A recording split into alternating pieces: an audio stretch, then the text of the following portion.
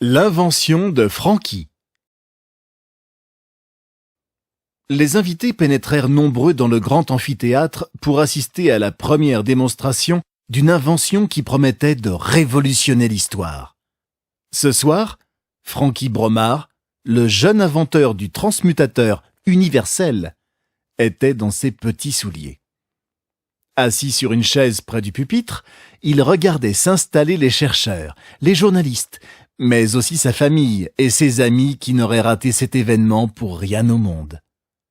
À mesure que l'amphithéâtre se remplissait, l'angoisse de Francky montait. Pas tant par la réussite de son invention, l'ayant testée 1000 fois, il savait que la démonstration serait un succès, que par l'absence du docteur Bergier, son mentor.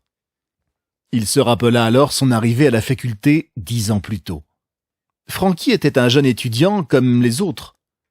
Après des années de scolarité difficile, le jeune homme intégrait sans grand espoir l'université dans laquelle son père et son grand-père, avant lui, avaient brillamment fait leurs études. Bien entendu, la famille entière de Francky nourrissait pour lui de grandes espérances. Pourtant, le jeune homme se sentait perdu et n'avait d'autres aspirations que d'aider les autres. Il militait pour le logement des sans-abri, luttait contre le racisme et surtout rêvait de partir dans les pays en développement pour aider les populations locales. Dédaigné par l'ensemble des professeurs, qui ne voyaient en lui qu'un fainéant, il était sur le point d'abandonner ses études et de quitter la faculté, quand le docteur Bergier, son professeur de chimie, l'avait interpellé à la fin d'un cours.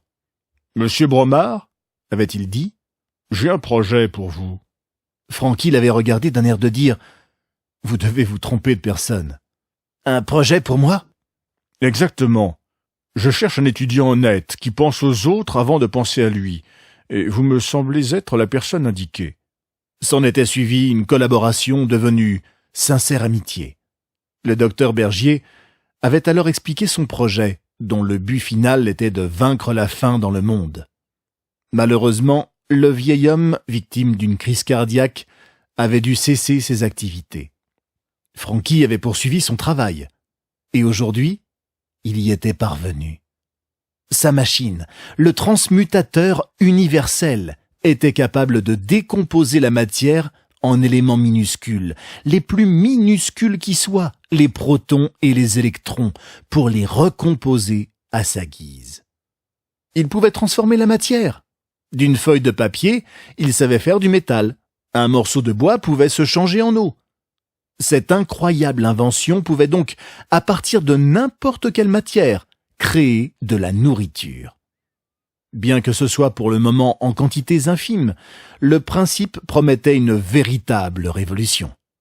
Francky avait la ferme intention de perfectionner sa machine et d'en construire des dizaines, des centaines, autant qu'il le faudrait pour que chacun puisse manger à sa faim. Alors que les derniers invités s'installaient dans la grande salle de démonstration, Francky avait perdu son enthousiasme. Son mentor n'était pas là. Peut-être sa santé fragile ne lui avait pas permis de faire le déplacement jusqu'ici. C'est seulement quand les lumières s'éteignirent que le jeune inventeur aperçut sur le côté de l'amphithéâtre le fauteuil roulant de celui à qui il devait sa réussite, le professeur Bergier. Enfin, tout était réuni pour faire de ce moment le plus beau jour de la vie de Francky et sans doute l'un des jours les plus importants de l'humanité tout entière.